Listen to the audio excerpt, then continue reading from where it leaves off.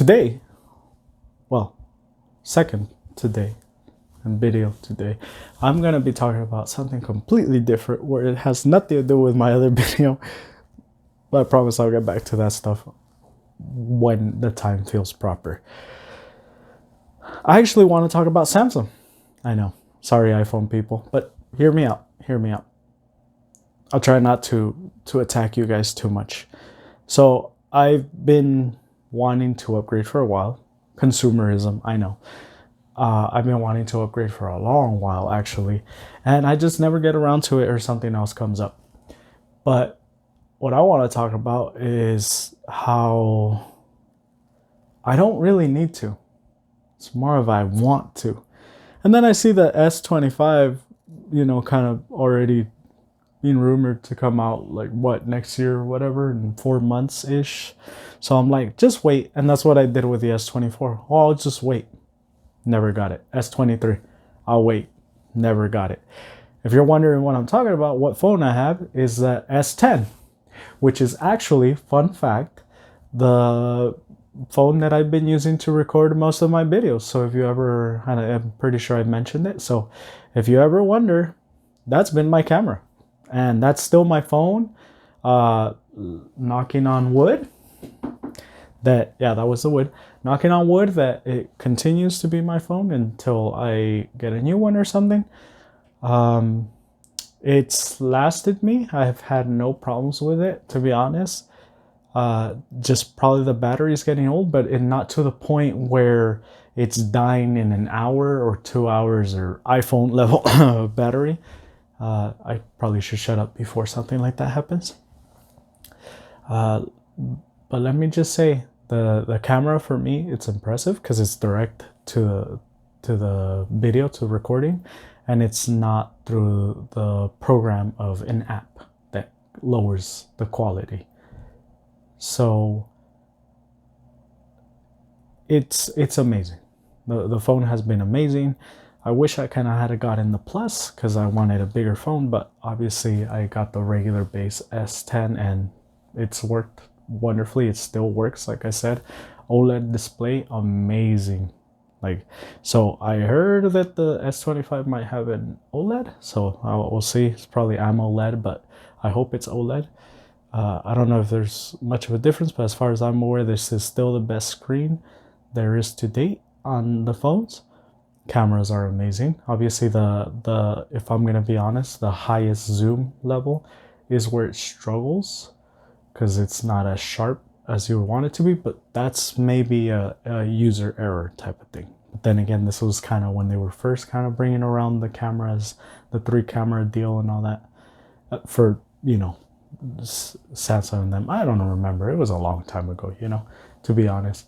But as far as I'm aware, that's when they were doing that whole spiel.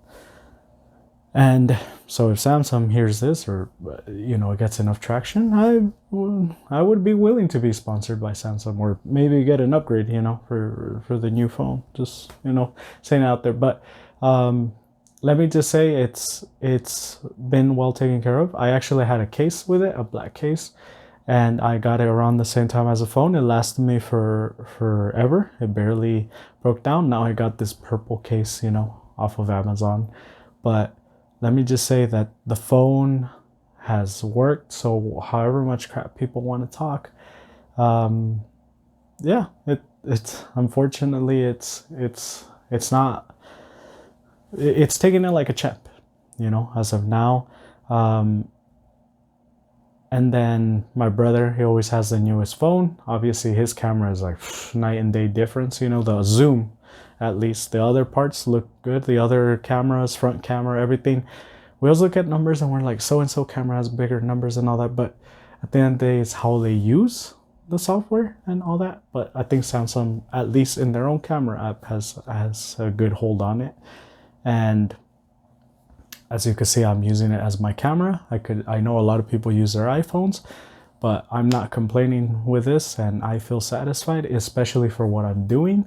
We all want to think about the higher end camera, a Sony camera or something, but at the end of the day, it's doing its job. It's great. It's excellent. It's a phone. It does what it needs to do. I don't have a problem with the games. I I do notice, because it's on the older side, it heats up quite well, especially when I'm recording, because I record in high definition.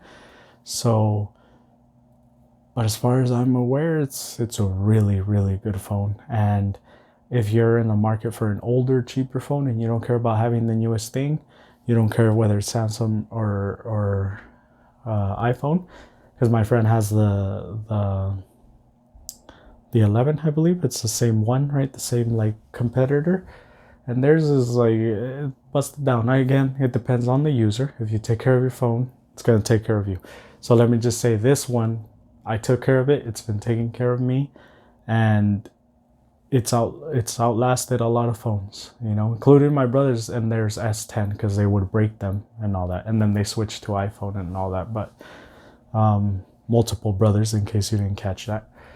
But let me just say, if you take care of your phone, it takes care of you. So it's kind of a double-edged sword, where I'm like, you don't need to switch to the newest phone. Sure, for the features. I don't have the AI features, as far as I'm aware. I think it's like 23 and up or something like that.